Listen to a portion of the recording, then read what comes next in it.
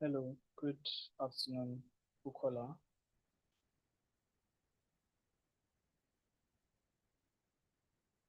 Good afternoon, Bukola.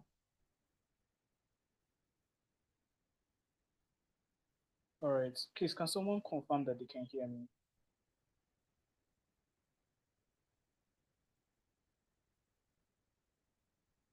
Can we confirm that we can hear me? Good afternoon.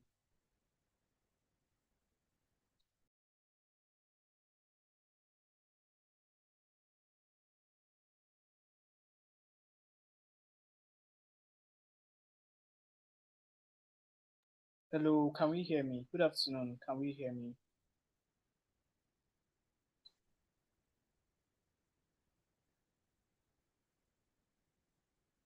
Please, if you can hear me, can you? Okay, okay, thank you.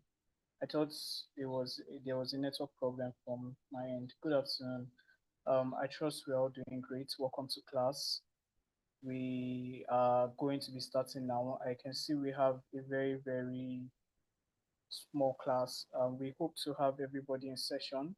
Let me kindly send a reminder. Please give me a moment. Let me try to send a reminder to the group.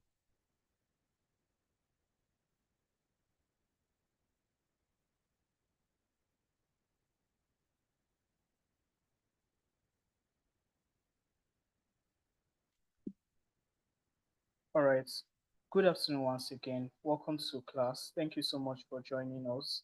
We'll be starting our session right about now. Welcome to JIIPCC Mentorship and Internship Program, our Artificial Intelligence and Emerging Technology class.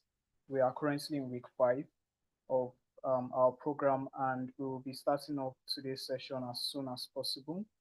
Just to introduce our mentors for today. For the mentors that we've already had in class, I will not be reading their profile. I will just be introducing them. So the first mentor we're expecting in today's class is Mr. Ridwan Badmos.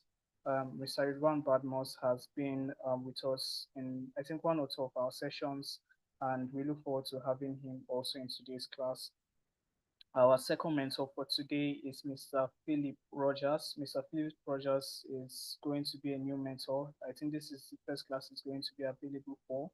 Right, Philip Rogers is a legal professional with expertise in corporate startups and immigration laws. He specializes in contract management, corporate governance, and regulatory compliance, and currently serves as a foreign legal consultant with a US based law firm. As a founder of EvoCore Solutions, Rogers supports startups by establishing strong legal frameworks, securing funding, and leveraging technology to drive growth. He focused on legal technology and artificial intelligence enables him to provide innovative solutions that simplify operations and empower business to thrive with a strong background in advising executive and founders on drafting startups agreements and developing strategies for scaling business. Rogers delivers practical legal insights that foster sustainable growth and long-term success. All right, so Mr. Rogers is going to be one of our mentors for today. I don't see him currently on the call, but I'm sure he'll be joining us soon enough. Our second, our third mentor for today that we're expecting in class is Mr. Akin Agunbiade. Mr. Akin has been with us in one of our sessions. Mr. Akin is a PhD candidate at the Humanizing Machine Learning at the AUN, founder of Bell AI Initiative, manager ethics and gender issues at Afro Leadership, top 100 brilliant women in AI ethics. That's 2022. Our fourth mentor for today is none other than Professor Francesco Lapenta. Thank you so much, Prof, for joining. We can see you already here on the call. We are happy to have you in class. Prof has been with us, I think, in one or two of our sessions, so I will not necessarily be reading through his profile.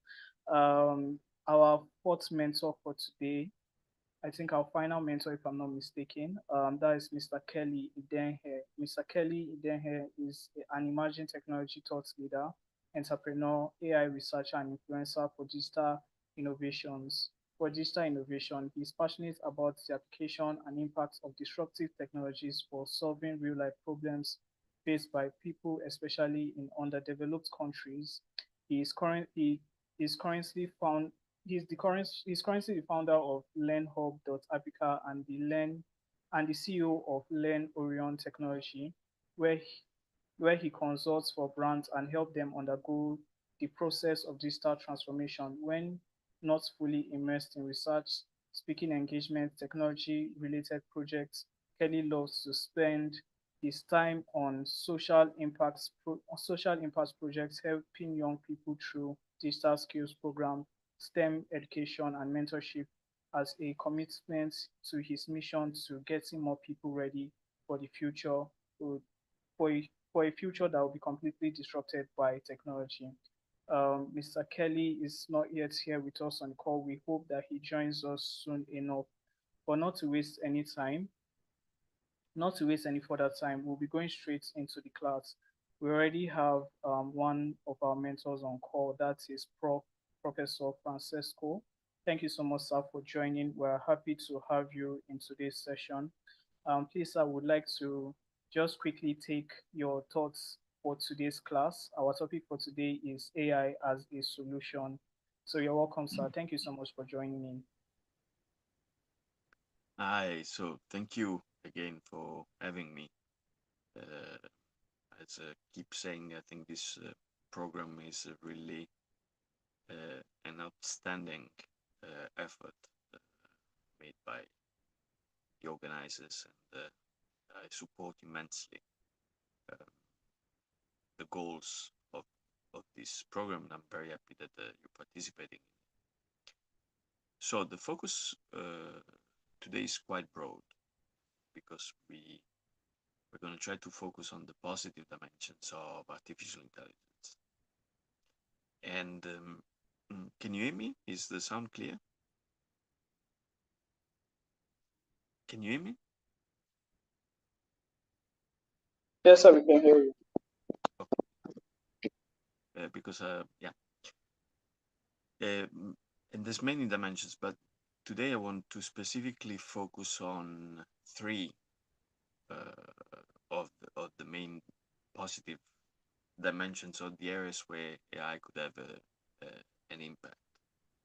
And the ones that I find really important for me are education, uh,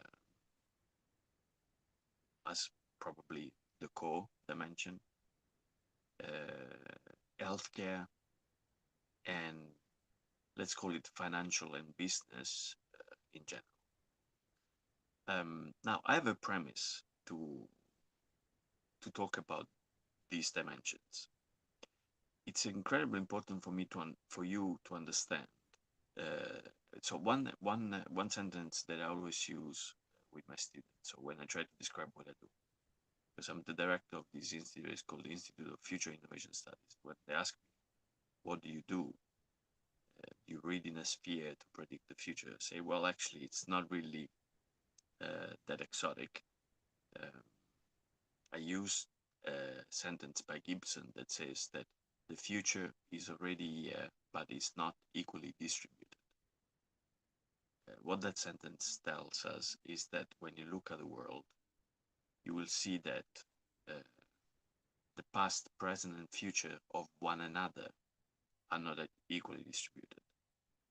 You could have an argument that countries in the global south are behind in the future parable of other regions of the world where specific technologies have been already adopted or have been developed, or uh, they are at a stage, that social economic stage, that might be a goal for other countries. Uh, but what I recommend you to also think is that although you might perceive that other countries are at a more advanced stage uh, in education, in healthcare, in finance, in business, they are also a warning of what the future might look like. What is more and more interesting for me is to see how the parable of capitalism, as we know it, is really testing its evolutionary power in the most socially, economically developed countries. So you might want to look at models of economic growth that might be based on countries that have a higher um, economic participation in the global scale of the world. But in reality, you should also be aware of how much that system is collapsing in these very countries. I just came back from New York, a place that I call home. I'm now in Copenhagen, in Denmark, and I'm soon going to go to Italy. Each one of these three countries are profoundly different social economic systems. The States and New York being New York, Denmark having a very different kind of social economic arrangement, and Italy also. All these three countries are in crisis, social economically. The States are in a deep economic crisis, same for Italy. Denmark has a different equation for capitalism, and is actually the one country that is probably better off of the three I mentioned. Now, AI in the developing countries, or developed countries of the world, the one that you might perceive as economically stronger, is a real mixed bag in terms of opportunities and risks. In my evaluation, the risks are exceeding the advantages that AI might bring. I'm talking about countries that have already achieved what in many ways should be as a standard that should be perfected in some form of sustainability rather than further increasing the system as it is. In reality, what has happened in the past 20 years is that we have gone back rather than forward in terms of distribution of wealth, in terms of quality of life. The system is fundamentally collapsing at many levels. So you could easily argue that we were better off 20 years ago, 25 years ago than now. The gap between the rich and poor has increased enormously in the past 20 years. So there are many people that are really well off. Hello, But, Prof. hello, Sorry to interrupt you. yeah. But your volume is a bit low, sir. I'm You sorry mean, to interrupt. Your audio is a bit low. We can't hear you properly. is it better? So let me do like this. Okay, yes, it's much better. Is it better if I do it like this? Yes, it's better. Yeah. But you could follow a little bit what I was saying, or was totally inaudible? Okay, we're following a little bit. Is it better now? Yes, much better. Okay. So what I was saying is that um, whenever you looking at models that AI might facilitate, you also need to be aware of the models that you're trying to imitate. So my perception is that AI is going to be very disruptive, and the potential for positive outcome is a lot stronger in Africa, for example, than it is in Europe. Why do I believe that actually African countries could take a much better use of AI than uh, countries in Europe or in the States, for example, is because the economic system are in two different historical moments. Africa is in a moment of expansion. You're finally realizing the amazing wealth that is already existing in Africa. But what I mean by this wealth is not so much the old wealth that is always been understood, the richness of resources that the country has. But I think is slowly in Africa, nations are realizing the amount of creativity and innovation that is possible in Africa. So they're finally disconnecting from the idea that Africa will be behind in terms of innovation compared to other parts of the world, and the understanding that you can shape your own form of innovation that can compete with the rest of the world. So in that sense, artificial intelligence will be a ginormous advantage in Africa because it will facilitate some of the fundamental dimensions of this growth. So first of all, education. So education is very, very complex. It's a very complex system. To have access to very high quality education is really complicated in Africa, both because of access and resources and lack thereof. So what means is that most people in Africa struggle to access education.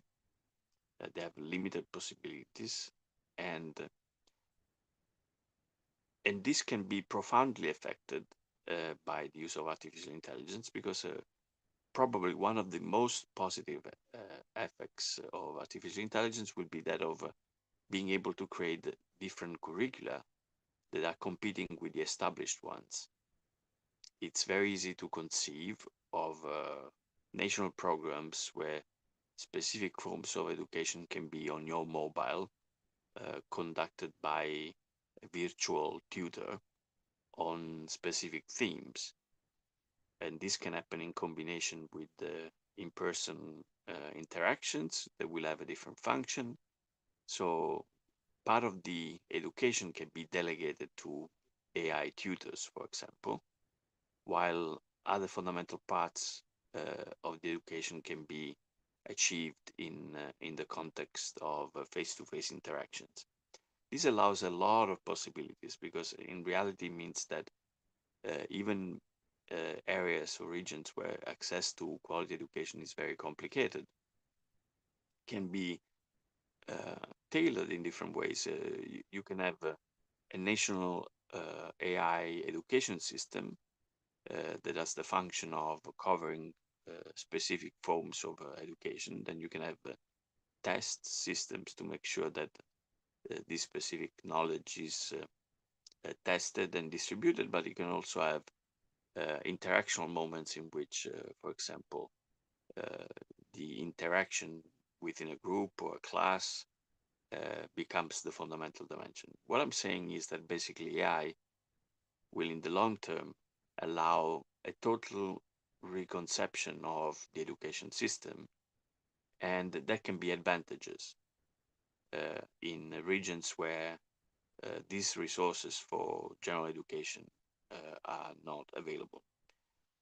The same is going to happen everywhere. All over the world, the education system is going to be profoundly transformed.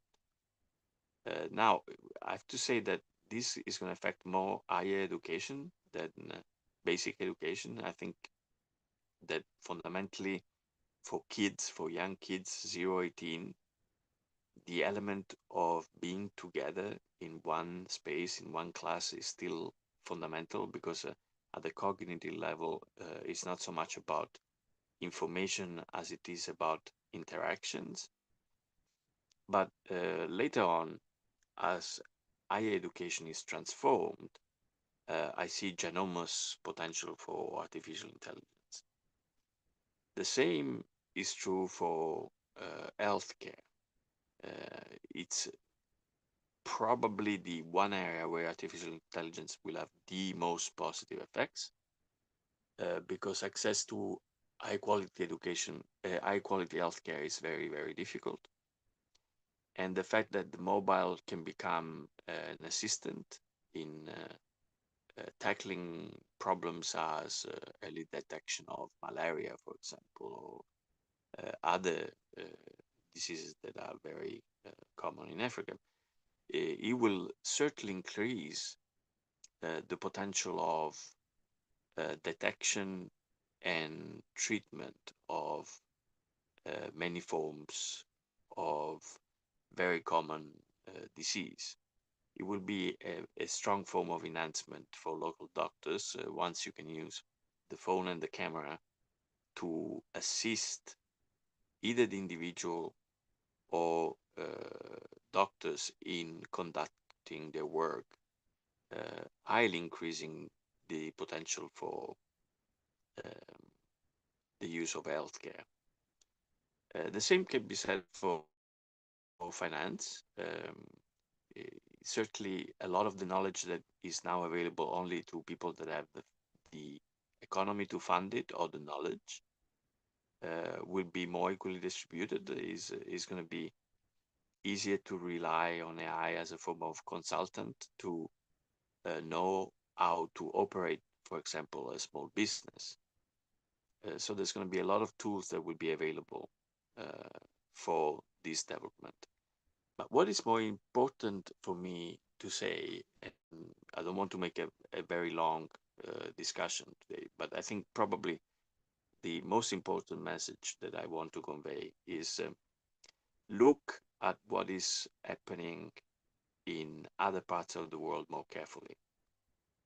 Because right now you are somewhat behind in the cycle of social economic kind of and capital distribution and build up. But look carefully at the models they are trying to imitate because uh, right now in certain specific areas of the world that have already achieved some of these goals, you will see the incredibly negative impacts that artificial intelligence are having in the system, most notably in terms of wealth distribution within the countries. So now you have within very advanced economic countries, you have an increasing gap between the wealthy and the have-nots. There's many different forms of poverty that are becoming really dominant. And to me, this is a failure of the system that is going to be enhanced by the concentration of power of artificial intelligence in the hands of a few.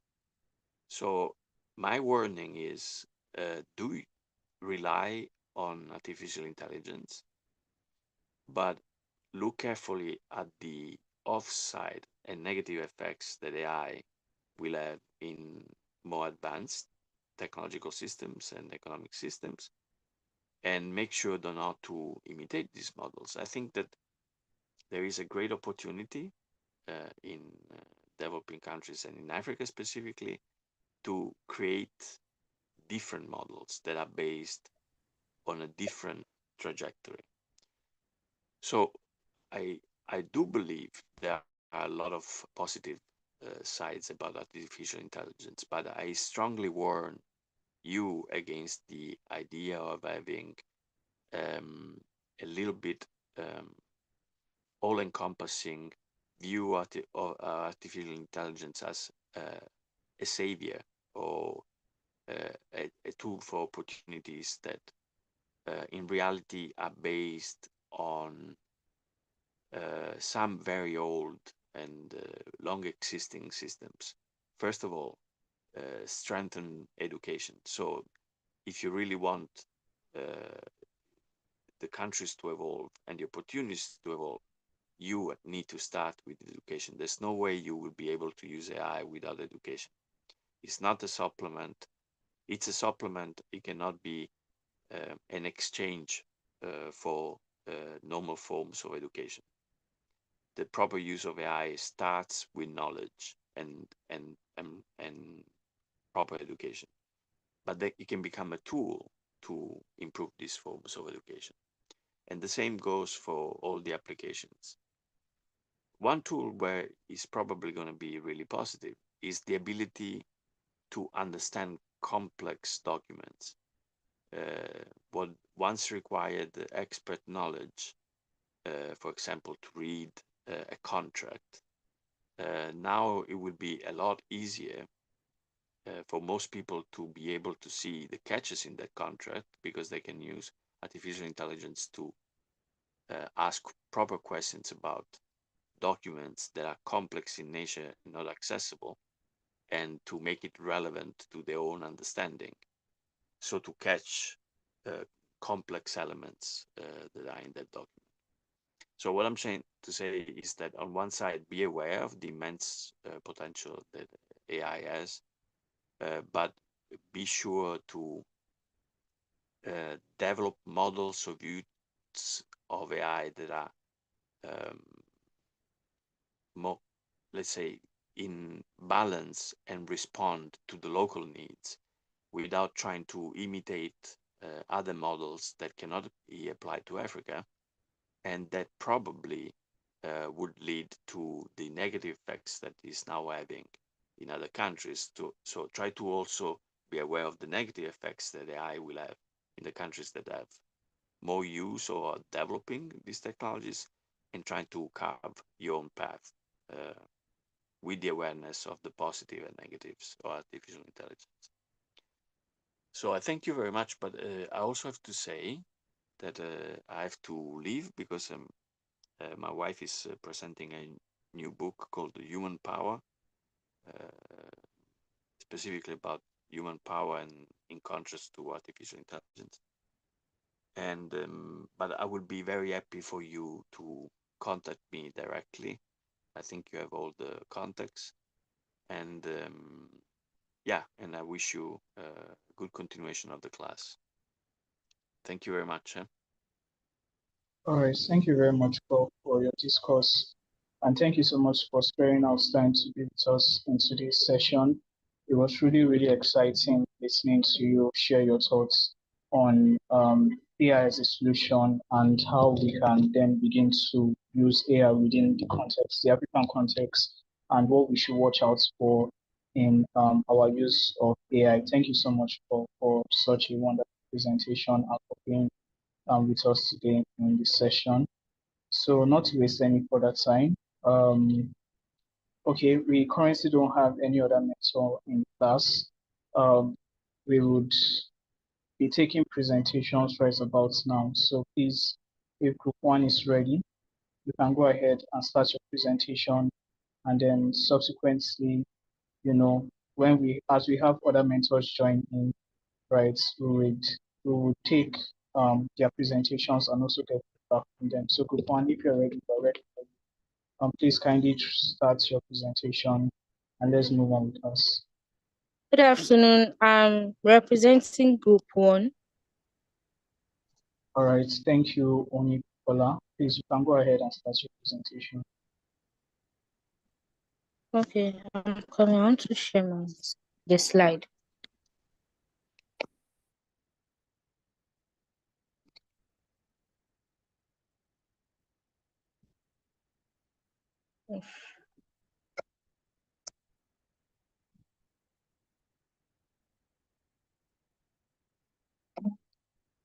I'm coming.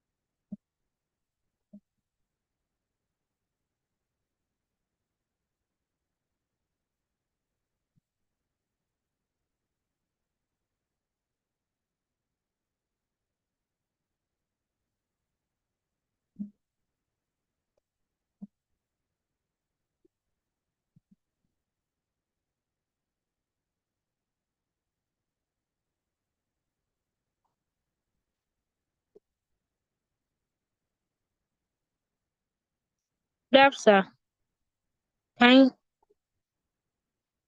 Yes, we can hear you. Please go ahead.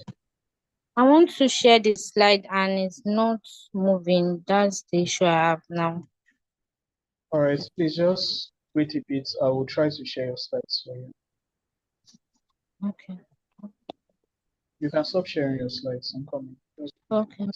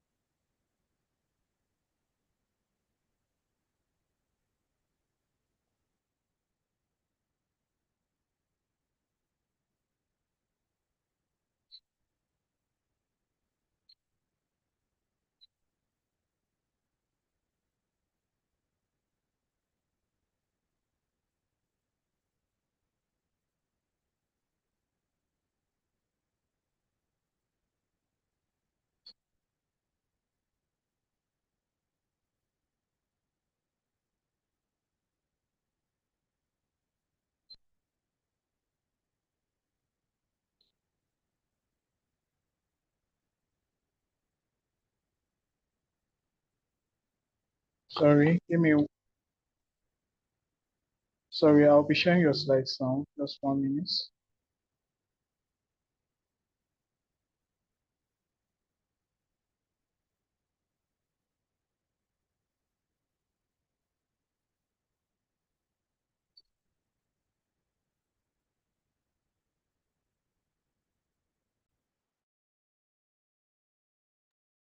Thank you, sir.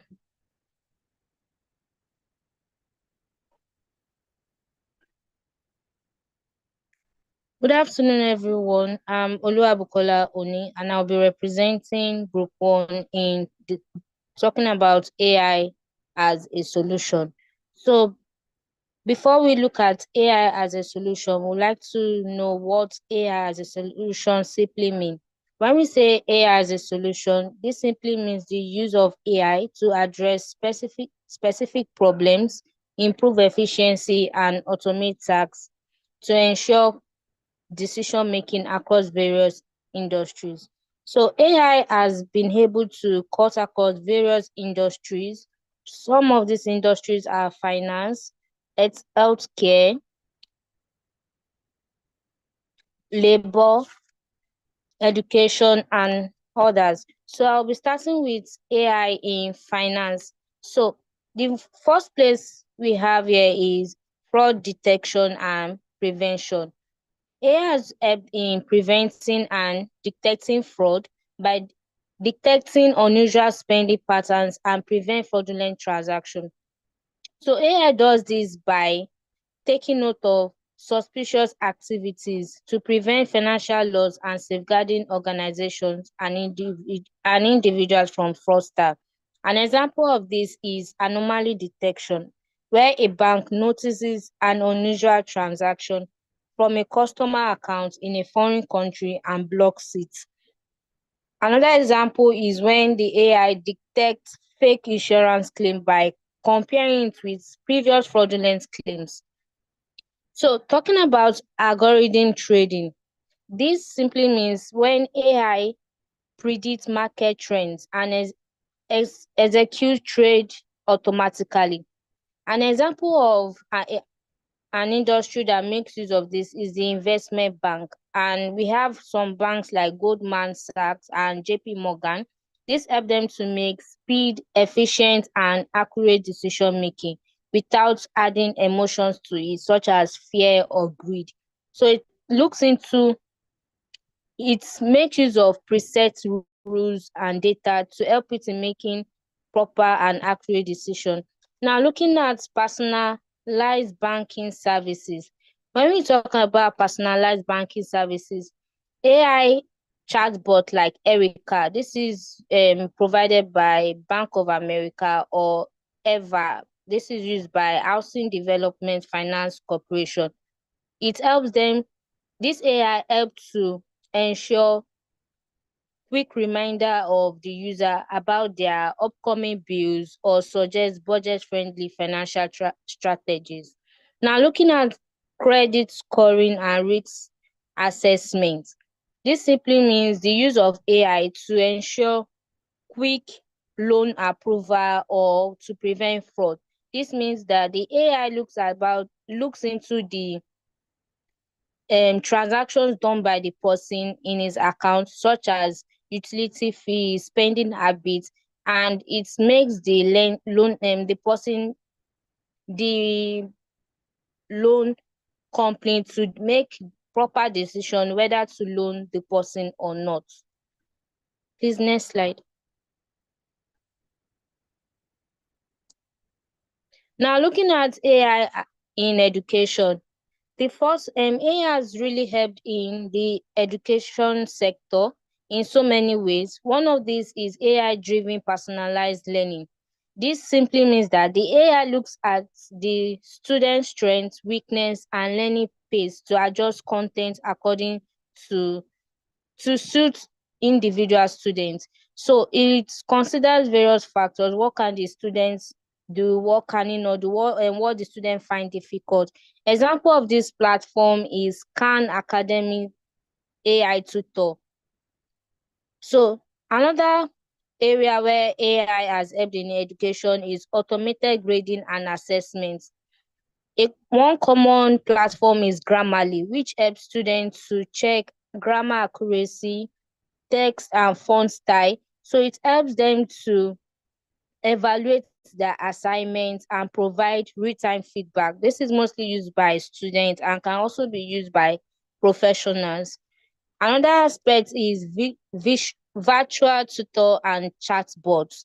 Virtual tutor, we have platforms like the one provided by Google, that is Socrates. So this platform provide instant explanation and feedback to students. So students provide queries through text and image recognition. So it provides suitable answers for their respective needs. Another one is smart content and adaptive learning platform. This one is similar to the first one, which I said, Khan Academy AI Tutor, which looks into the strengths and weakness of each student. Next slide, please. Okay, AI in transportation and logistics. This is a very important development in AI. One of these is autonomous vehicle and self-driving technologies. So we have this this automated vehicle. We have Tesla. Tesla is a self-driving car, and we also have Waymo self-driving taxi, which operates using AI algorithm. So these cars ensure safe navigation through the use of sensors, cameras, and deep learning to ensure safety on the road. Also, route optimization and traffic management. We know most of us make use of Google Map, which helps in route optimization and to ensure and to provide rerouting options to prevent slow movement on the road and provide traffic updates. Also, AI-powered supply chain analytics. Yeah, AI helps. We have Amazon, which helps in logistic and supply chain management. Yeah, Amazon uses AI to predict which products will be in demand and stock warehouses accordingly. One important innovation done by AI is predictive maintenance for vehicles. Yeah, the AI looks into the engine performance, brake condition, tire pressure of the car, of the vehicles. So it does this through data collection from IoT sensors, which is Internet of Things sensors. So it makes prediction on when the vehicle might break down, when mechanical issues arises. So it can tell the owner that the car might need mechanical attention in the next 2 weeks. So it looks at maybe abnormal vibration patterns in the car engine to make prediction on possible failure of the car. Next slide. Thank you. AI in business and operation. AI-driven customer service chatbot. So AI has really helped in ensuring it ensures good proper business operation between the seller and the customer. So it's provide this chatbot helps in discussions on maybe when goods are needed, how it to be delivered. This is used by Amazon too. Proper automation and efficiency improvement. This is similar to what I just explained. Like it mentions when tells the customer when the available goods and as soon as the products can be delivered to them. It also help in market and trend analysis, and also AI enhanced decision making, especially for the producers. Next slide. Yes.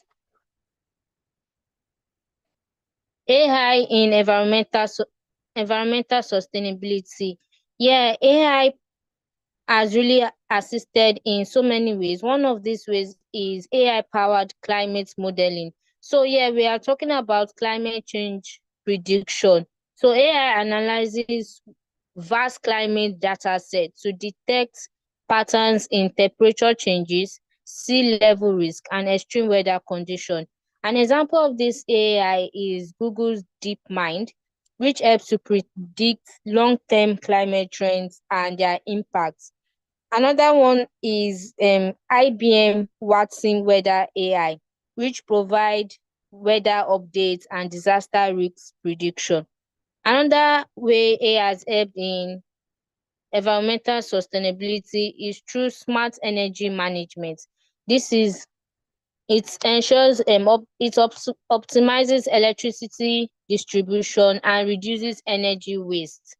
Also, waste reduction and recycling solution.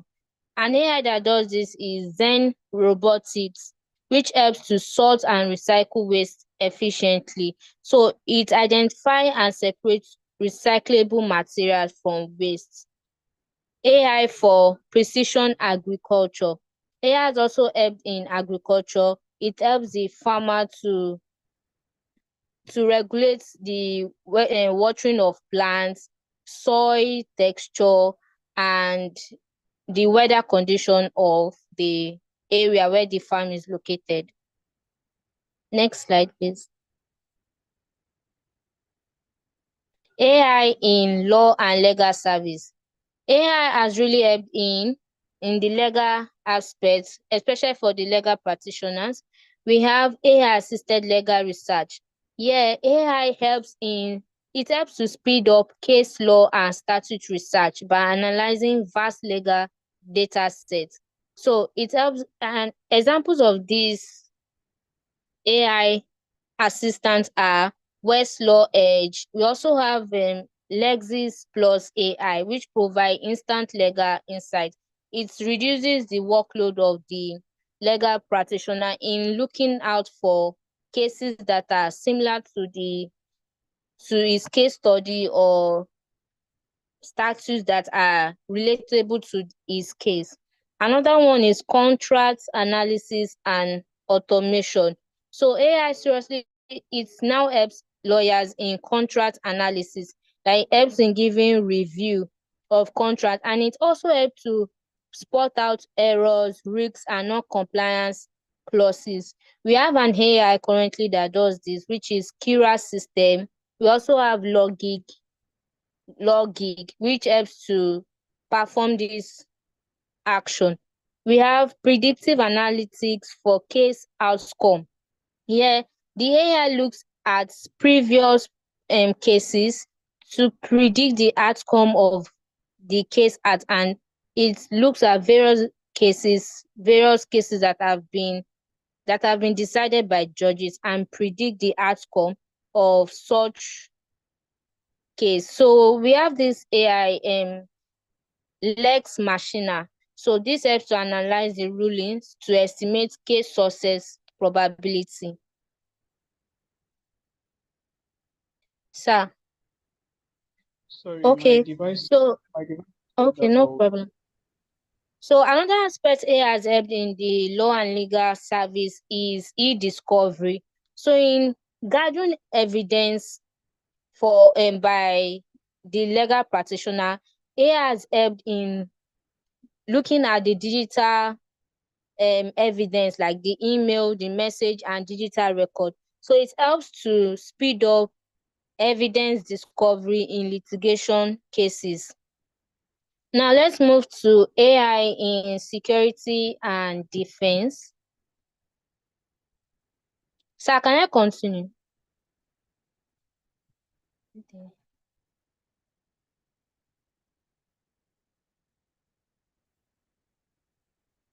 Okay, let me just continue. AI in security and defense. AI has helped in the security, both physical and virtual, that is cyber security. So it helps to detect cyber threats, malware, and data breaches before they can cause harm to individuals. Example of this AI is So next slide. I've completed here. Okay, AI in security and defense. So I was explaining cybersecurity and fraud prevention. That's the second one.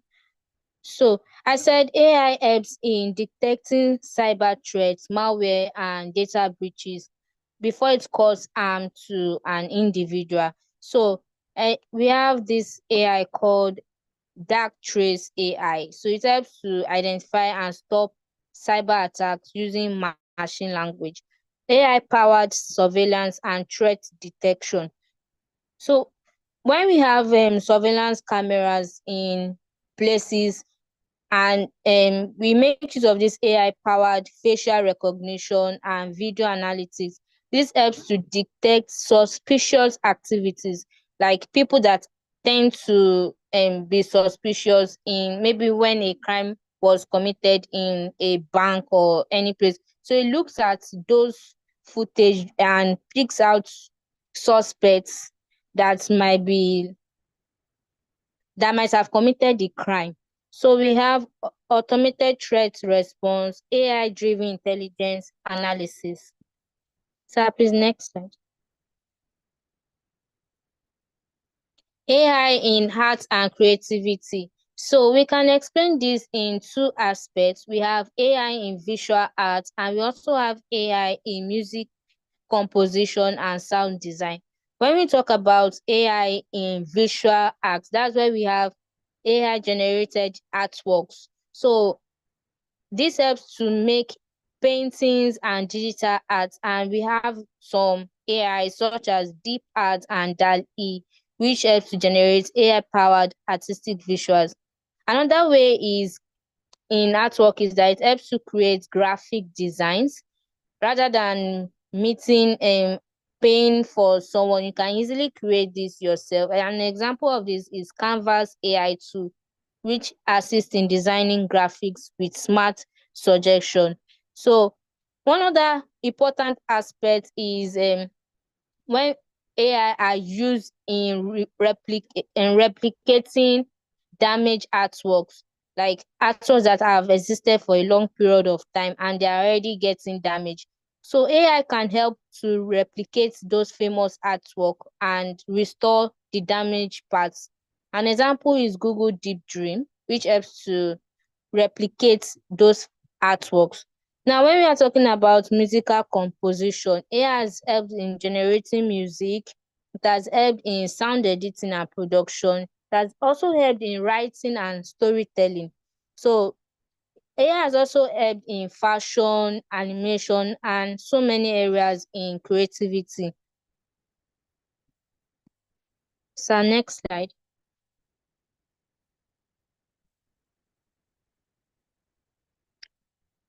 Now we have AI in workforce and labor management.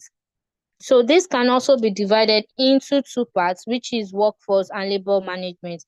The first part is when recruiting or hiring staff. So AI has helped in three areas like resume screening, interview scheduling, and candidate assessment.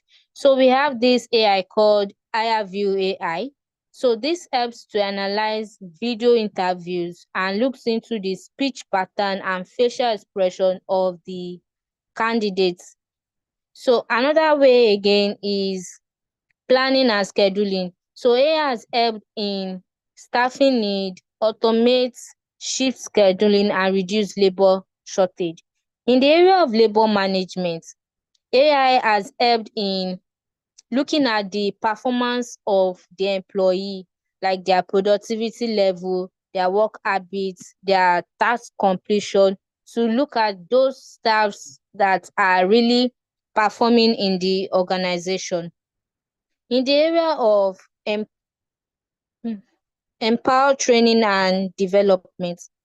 So AI has helped in training staffs or employee in an organization. We have LinkedIn Learning AI, which suggests skill-based courses for employee based on what is necessary for each employee. Next slide. Fine. Okay. One other part that was not included here, we have AI in healthcare. When we talk about this is an important part in AI. AI has also helped in it has helped in analyzing diseases and also help in medical diagnosis. So it helps to analyze X-ray, MRI, CT scan, and also help in drug discovery to reduce costs in carrying out research and also robotic surgery. AI has helped the surgeon in ensuring accurate surgery process of their patients. In conclusion, AI has been able to get into various sectors, various industries, health, finance, agriculture, waste management, workforce and labor management. However, these AI are greatly used in the Western world more than in Africa. So it will be better to create awareness about the use of AI and how AI can be a solution in various areas. Thank you. All right, thank you, Bukola, for your presentation. Well done to you and your team for putting together that wonderful presentation. We really appreciate the efforts you guys put into the work. Well done. So we have another mentor on the call, currently on the call. Thank you so much, Mr. Kelly, for joining in for today's session. We've already started our discussion on AI as a solution. We earlier had Professor Francesco on the call. He gave us a run-through introduction, just a run-through brief into what AI as a solution should look like, things we should watch out for, and how generally adoption should be within the African setting. So we just want to also hear from you, sir, in the next 20 minutes about. Give your own discourse for today, and also, as much as possible, maybe give feedback to the presentation based off of what you had and the presentation that was sent to you. You're welcome, Mr. Kelly. Yeah, thank you very much. Yeah, well done to everyone. Well done, Bukola. That was a great presentation, quite detailed. Yeah. So on the discussion of AI as a solution, there's quite a lot of how would I call it, discrepancies. Like things are not really adding up, not just for African organizations or individuals per se. Even in the Western world, we have a situation where there are so many AI tools, platforms, opportunities, and very few utilization. Like most of the points that Bukola has highlighted, those are possible solutions that can be implemented even on a local level. Say, for example, your local hospital, they should be able to at least use the available, say, large language models that we have, which we also have open source versions. For example, DeepSeek R1, which is in comparison with the OpenAI O1 models. So those are high level advantaged platforms that anyone can easily plug into their operations or what they are doing and get the AI advantage. But we see that awareness is quite low, quite low.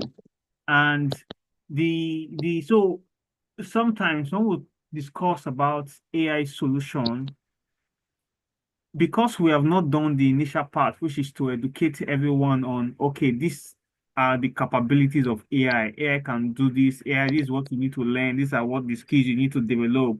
By the time we now come into a discussion of, okay, AI tools and AI platforms and AI utilization, a lot of people are like, what are they saying? They can't even understand what you are talking about because it's like a far cry from where they are and where you are asking them to operate or be at. So for AI solution, the focus should be on AI literacy. And AI literacy basically it starts from digital literacy. So if you don't have the basic foundation for digital literacy, building AI on top what you are doing, say your organization or your processes or your operations, is going to lead to disconnect. So you have an organization, some people are so far ahead, while some people can't even operate their devices. And you're not bringing a software that says, okay, there's facial recognition, there is AI assisted this, AI assisted that.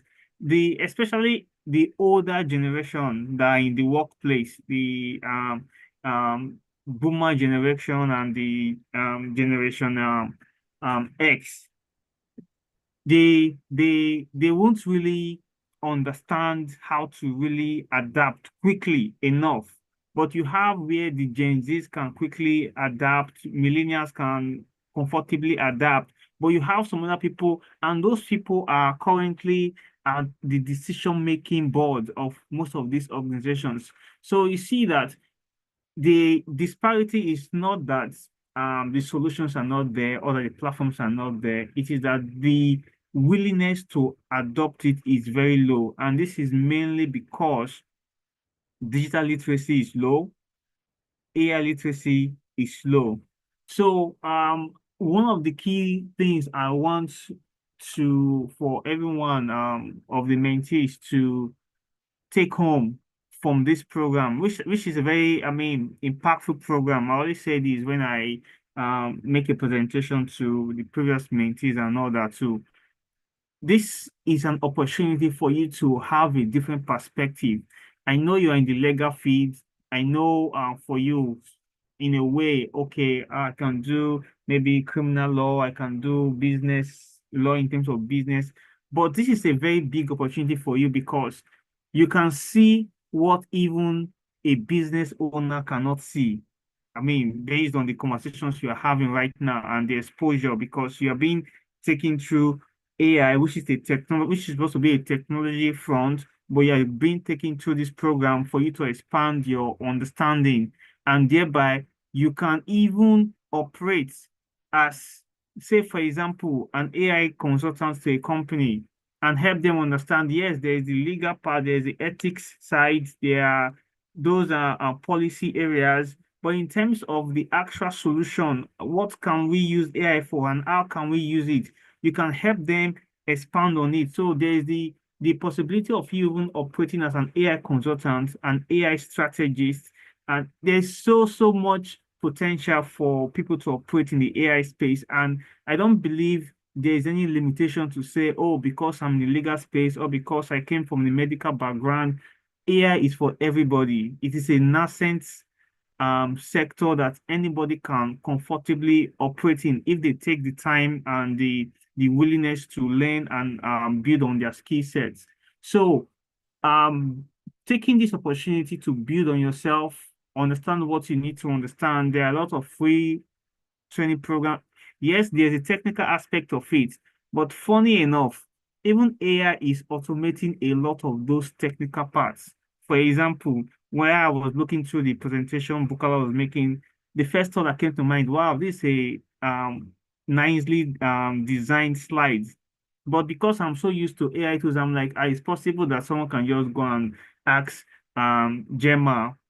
There's a tool Gemma that can do presentation slides, or there's some other tools that can develop presentation slides for you. And I'm like, it's possible that these mentees, they have just gone to ChatGPT and just type on prompt, generate presentation for me like this, generate the key points I need to discuss about, and all that and all that. So we have that issue too in terms of the solution now being used in a way whereby it does not limit even human creativity and human performance. But just saying, in the context of even seeing what you do, is seeing that AI can even be applied even to that level. So that should give us a wide field of how would I put it now, understanding or ambition in terms of what can we really do with this. Now, I know for a country like Nigeria, I'm not going to speak for the whole of Africa. I will speak only for Nigeria in this case. The government, in a way, because we have a quite a young and vibrant minister for communication, person of Mr. Bosun, is very well um, um, cognizant of the importance and is very well at the cutting edge of technology. So he understands all the different contexts that we need to factor in. So he's building the 3MTT program. I don't know how many of you applied for that program or took the opportunity to apply for any of the course of that program. So that program is like, we want to develop AI talents in Nigeria and all that. So he's trying to build that. But even that, because I was one of the trainers in that program, and in my class, we just had 4 students that were coming. The others, they couldn't come or they couldn't make it. I don't know why, but we just had 4 students. And in just that period of time, I was trying to train those people on the technical aspects of AI and all that. But I realized that even the timing was too short. And some of them, they don't even have computers. Some of them, you give them assignment, they don't have data to go and practice by themselves and all that. So yes, Nigeria is trying, but I don't think that would even be enough for us to meet up with the demand of AI talents that will be needing. So that's why a program like this, where you have the opportunity to have a diversified mindset towards AI and possibly explore being even a service provider in that space, even in addition to your legal service provisions and all that, that is a wonderful thing. So that's what I would say as the key take home for everyone. But apart from that, in terms of AI in healthcare, AI in Greek, AI in education, AI in transport, there's nothing we can say. It's already there. It's already available. It is now about bringing it back home in a way where ourselves can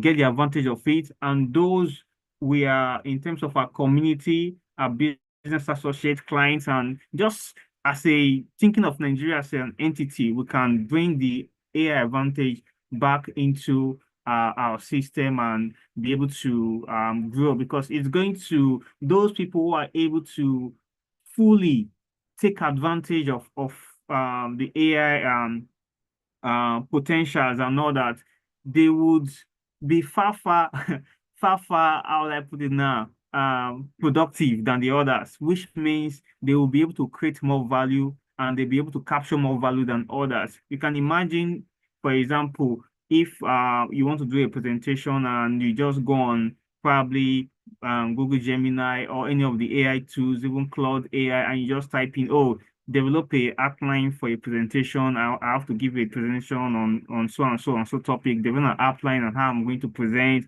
Tell me where I have to improve. The AI will give you all of that.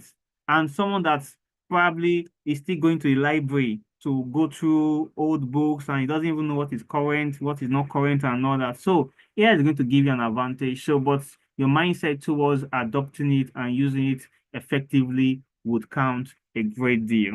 So that is it for me. And so just to add, I usually share some materials. I don't think I've done that for the last 2 sessions, last two quads though. So I have a material, like an ebook called Positioning, which would help you understand how you can be well positioned for the technological disruptions that are coming. So all of these AI things and AI discussions are ongoing. What can I do? How can I be well positioned? What should I be doing? What skills should I develop? That material would help you. Then also for those who will be interested in also progressing in, I would love to develop AI skills enough to be able to even consult for a company, even at a base level, you can start trying simple like for example, you have a friend who is having an Instagram business, for example,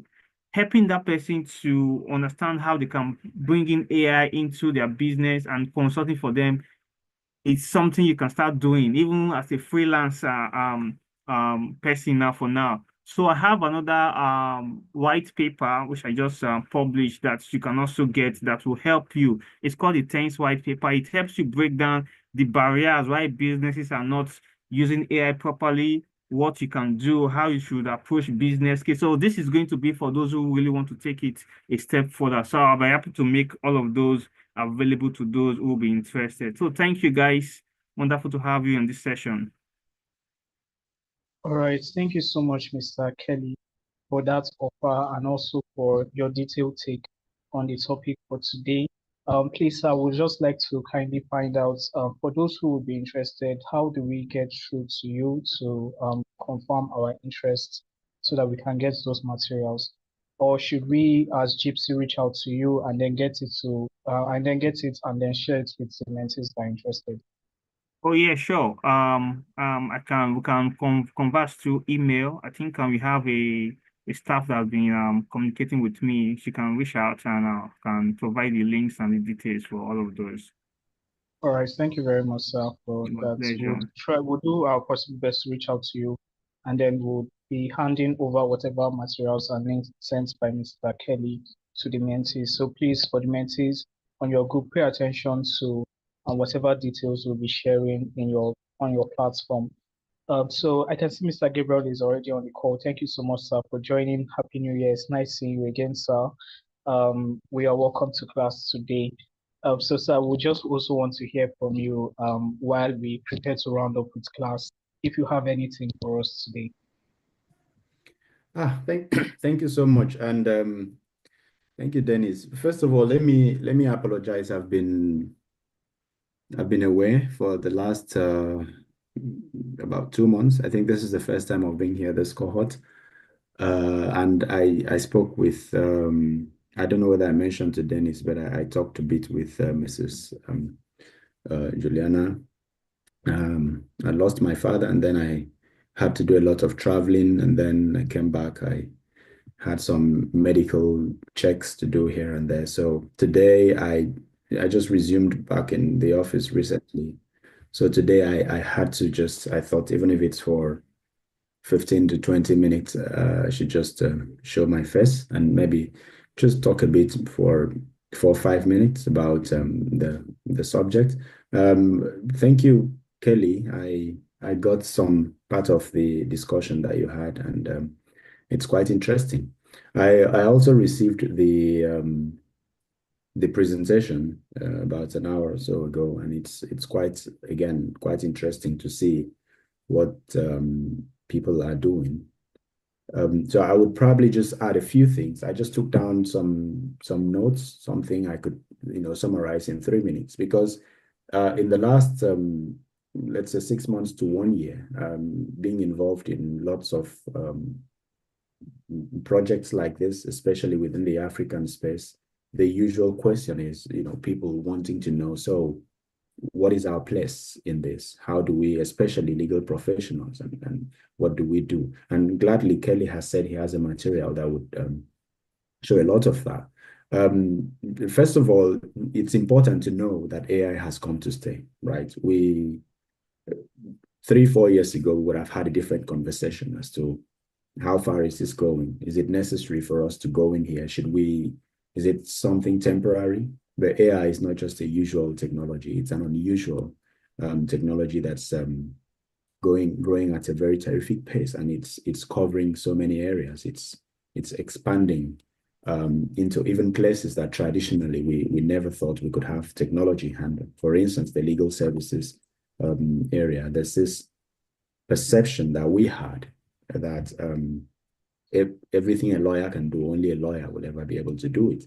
But I'm sure that perception is gradually changing now. We're beginning to see language models or other forms of AI provide certain forms of services that then only lawyers could provide. You would see all this. You would see this also in healthcare. Also, predictive models have been used for purposes of to have conversations around climate change, business and industry. There's lots of AI now in education. I'm sure everyone now knows what language model to use for what purpose, for research, for gathering data, and so on and so forth. So it's basic for us to understand that artificial intelligence is here to stay, and it's gradually just getting into any and every field available now. But to the primary questions, I'm just going to summarize this in 4 basic areas. The professionals or people that want to get into the AI field usually would ask the question, what should we look out for? What areas? How do we discuss responsible innovation or responsible implementation? What are the things we should throw out there for people to take us seriously? And the first thing is, I think the most popular area now, especially for social sciences, is the area of ethics and biases. We've understood over time that AI is just a reflection of the developer behind it. That's always been my perspective, and I think it's a very strong perspective. So the biases of whoever the human element behind artificial intelligence is always going to be there. So as a professional, if you prioritize looking out for subjects around ethics and biases and fairness, you're definitely going to be useful in the field. Secondly, there's a question of regulations and compliance. The whole world now is trying to figure out, because again, it's basic to understand that technologies generally, usually innovation in case of technology are faster than legislation. So laws come later. Technologies cause a lot of, they come with the advantages and disadvantages. And when they are 10 years ahead, legislators now sit up. Human rights implications begin to show. And everybody wants to say, okay, how do we control this? So now the world is, hurrying to regulate or to have guardrails. Industries are everyone is trying to check all the boxes to be sure. So especially as a legal practitioner or somebody who has a legal background, this is an area that's very, very lucrative to get into the conversation with. How do we ensure that our systems and our AI systems are in line with the requirements of regulations or upcoming regulations or policies, or what kind of governance practices are around particular artificial intelligence systems. The third area would be thinking of human AI collaboration. There's some aspect of AI that is called, the usual reference is augmented intelligence, not just artificial intelligence, but where AI does not replace humans. It just it augments, it supports, provides extra support. So the best solutions in artificial intelligence is where there's a combination of human and AI. So AI supports humans in this area. So in that aspect, you could look into what could go wrong.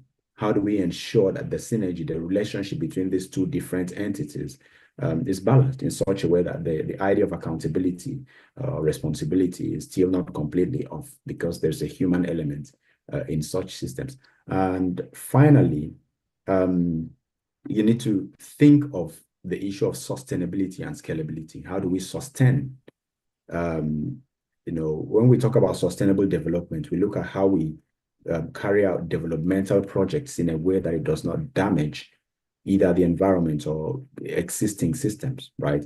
So in the case of AI, we need to look at how we can make the systems so efficient that it does not, you can scale it, you can expand the operations of artificial intelligence without causing destructive tendencies in already existing systems. And so these are the 4 main areas. But then we could also ask the question, what's the future of AI? How can we collaborate? Apart from AI being seen as a solution, as as something that provides service, is this sustainable? What's the future like in the next 10 years? Where are we headed? And these are the things we should look at generally in the context of AI human synergy in the next 5 to 10 years. What do we see?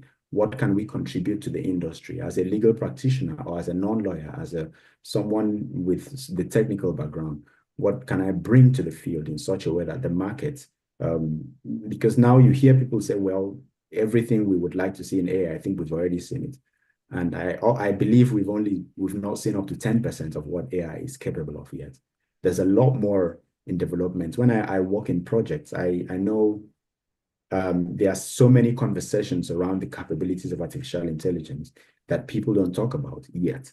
because we're still trying to find out what are the implications, what are the human rights implications? Is it sustainable? Is it scalable? Are there legal implications? These are questions people, especially industries or companies, would want to answer before they float their models in the market. So there are models out there. There are robots in healthcare that are not allowed in the system because now we have, especially within the EU, we have regulations that would crush your neck if you bring out any of these technologies. So again, we need to think into the future. What are we bringing into the field? And like Kelly mentioned, you are very lucky. You're in a very safe space. You've learned this early, and you have a lot of time to determine your space, to determine your place. What contributions you're capable of making in the AI industry. I would leave it at this point because I have to go for a medical check again in the next 30 minutes. And thank you so much for the opportunity to be here today, even though I came in quite late. And I hope we get to see again maybe subsequently or in the next week. So thank you so much. Thank you, Dennis. Yeah, all right. Thank you, Mr. Gabriel, for that very interesting discourse. Again, our condolences for the loss of your dad. Thank you also for sharing everything that you had to share with us today, sir. Well done, sir, and well done to Mr. Kelly also for his discourse in today's class. So far, within the class, our mentors have been able to give guidance to the topic on AI as a solution. I think I came across something someone said about how that, it was Mr. Gabriel, are you trying to say something? Yeah. Oh, sorry. I just wanted to mention that, like I said, I might be running out quickly. And for the mentees, I usually just, if you want to connect with me or you want to ask any questions, you could always write me on LinkedIn. And I think I'm more responsive there and I'm really quick. In case there are questions from what I just said or there are things further discussions you'd like to have, you could write me on LinkedIn and then I'll get back to you as soon as possible. Thank you. Sorry for interrupting. All right. Thank you very much, sir. No problem, sir. All right, so we'll be going into the question and answer segment. So please, you can start preparing your question. But like I was saying, I came across something a while ago that talked about intelligence, AI being disrupting human intelligence, how that, with the presence of tools like ChatGPT, where you can almost get answers to anything, our human intelligence is going to decrease or reduce over time. But we found out that, the same thing was said when the calculators were introduced that, if calculators could do simple arithmetics for us, then, there will be no need for human intelligence in that sense. It was going to disrupt the industry, or it was going to disrupt, our thinking capacity within that sense. But over time, what we have discovered is that with the advent of technology, with increased or improved technology, also comes a rise or an increase in the demand for intelligence. So the nature or the direction of intelligence begins to change. So things like job skills or job requirements like AI training, AI analytics and analyticals, training models, learning how to train models, AI models become the new space and job areas that professionals need to now be entering into. It's no longer just about knowing how to do things on an average level. You have to now improve your intelligence to the point where you are now part of the training team for the AI data itself. So, what AI is going to do, or in the nearest future, is that it's going to require a new level of intelligence base or intelligence scope that we need to gain a hands-on experience on. And I think our mentors are doing well to put us within that line where we can now begin to have certain exposures to those tools and those things that will now become helpful for us to begin to increase our intelligence to the point where we are now relevant in the coming future. So like I said, we'll be taking questions. So if you have any questions for our mentors, I think Mr. Kelly is still here. Okay, and Mr. Gabriel is still here for the time being. We'll be taking questions. If you have any questions, kindly do well to indicate. We'll take your questions and, we'll call it a day after questions. So do we have any questions from the mentees? Do we have any questions from the mentees?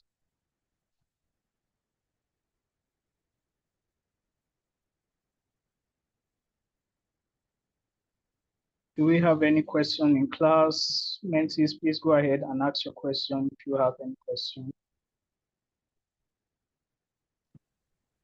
Hi, good afternoon. Yes, good afternoon. Please, who is speaking? Hepzibah. Okay, Hepzibah, go ahead and ask your question. All right, my question actually isn't for the mentors, it's actually for the mentees, the person that did the group one presentation. Okay, please go ahead and ask. I'm sure she would be able to respond. She spoke about AI and art. I think art and something. I don't remember what was on the slide. I tried to take a screenshot. But hi, Bukola. So I tried to take a screenshot of that slide, but I did what you were saying actually was not really in the slide. What was in the slide was just like maybe headings. So please, what did you say about the AI and art? I explained it in two segments, that is in visual arts and also in music. Yeah, I'm actually trying to remember what about because for the visual aspect, I explained AI generated painting and digital art, also in graphic designs, and helping to replicate famous acts that are getting destroyed, maybe due to the it has been made for a very long period of time. So it helps to replicate it to ensure that they are still in existence. That's for visual arts. While for musical composition and sound design, it has helped in AI generated music. So it helps to compose original music, remix, and also soundtrack. It also helps for sound editing and production. We can also use it in the aspect of writing and storytelling, also in fashion and design, film and animation. So a lot of AI have been developed in these for each section, for each category to perform this function. We have different AI specifically for doing various functions. All right, thank you. So my next question actually goes to the mentors. It's from this same slide. So right, I don't know, we've seen online now this Gibi, people are turning their pictures into animated form. And we've also seen the current update on ChatGPT, where it's maybe most of the things I've seen right now are changing illustrations into actual designs, or maybe telling AI or ChatGPT to make turn your illustration or turn illustration into a picture with a live model. So my question to the mentors now is, we are discussing AI as a solution. So is this really a solution if the job, or if graphic designers are at a risk?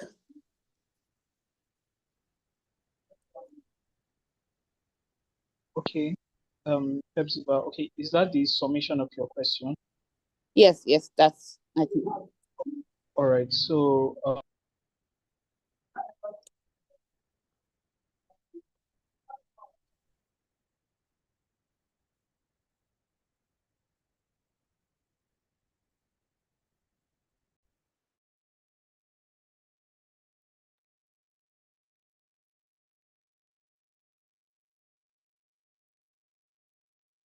sorry, I was logged out for a bit. Sorry about that.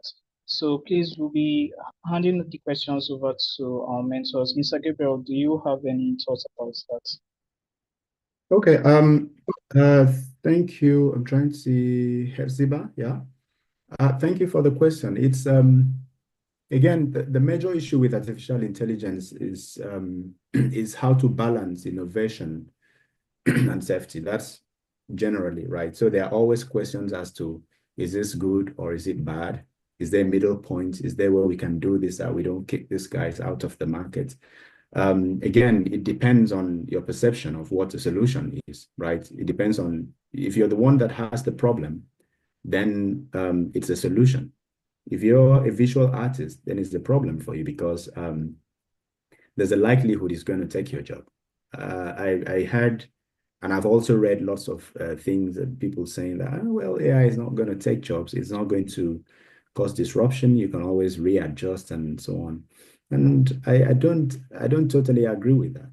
I think there's a lot of things that are going to be lost. Dennis talked about, we losing the depth of human thinking, and we losing, and there are lots of examples of this. Even for me, right? Driving around used to be, I could tell, okay, I'm going to the next street, I'll just turn left and right. But now, even for streets that I know how to get there, I still find myself opening Google Maps and getting help. Same thing with simple mathematics. Human beings tend to trust technologies more than humans, right?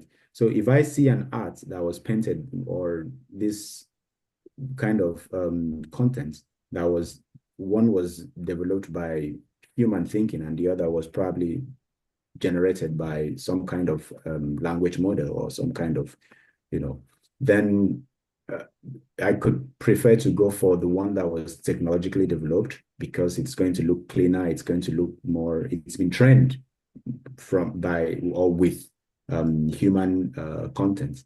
So again, what it produces, how it is used, would depend on who has the problem. To a sick person, anyone that has a drug has a solution. But to a healthy person, a drug could be a problem. It's just finding the balance. So in this case, if I wasn't here when the presentation was being made, but I want to presume that the idea was that it's going to help visual artists also. Even with their original ideas, it would enhance their work. I talked about AI human synergy, right? AI as an augmented intelligence to be used to help a human. For instance, you could paint half, and you know that, okay, the deadline for this art to be ready is too short for me to be able to paint. And you upload it and tell whatever system, can you complete this painting for me? And it does that. So for that artist, then AI has provided a solution. But if myself, for instance, I've never painted before, if I now pick that art and feed it to some model and tell it to regenerate this picture and give me a more beautiful picture, and when I'm out there, mine is bought, and the artist who spends all the time doing the original work loses, then it's a solution for me, but it's not a solution for that artist. It's a problem for that artist. And there are ethical issues about job losses and so on and so forth. So it all just depends on, who has the problem, what solution is it bringing, and what kind of risks does the society stand to face from it. Yeah. I hope that answers your question, Elzeba. Yes, thank you very much. All right. All right, thank you, Mr. Gabriel, for helping us with that questions. Do we still have any other question?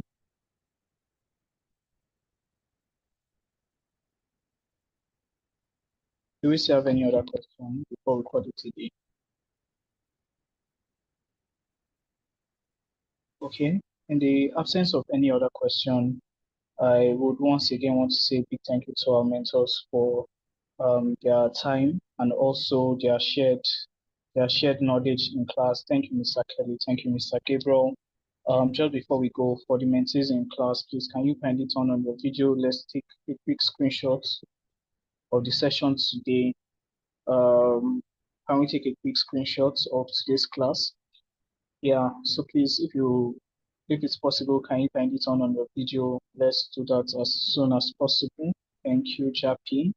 Thank you, Hepzibah, Ina, Aisha. Can we have more mentees turn on their videos? We really appreciate.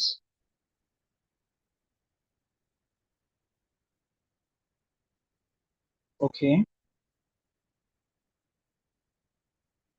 All right. So we are done. So we are done with that. Thank you everyone for being in class today. I'm sure you were able to learn a thing or two from everything the mentors shared in class. I'm sure we'll be able to we'll be able to adjust our mindset with some of the points that were raised in session or in class today. Please kindly feel free to reach out to the mentors, connect with them through LinkedIn, right? Connect with them through LinkedIn. You can feel free to ask them further questions after the class. right? If there are any that you have, please do not forget to share what you've learned on your different social media platforms, and also do not forget to tag our mentors. Once again, we've come to the end of today's class, and officially, I think the end of the artificial intelligence and technology class. So the subsequent classes from here henceforth are going to be combined classes. The information about that will be posted within your group. So do well to pay attention to all the details we'll be sharing on your platform from henceforth. Thank you once again. Have a lovely day and goodbye, everyone.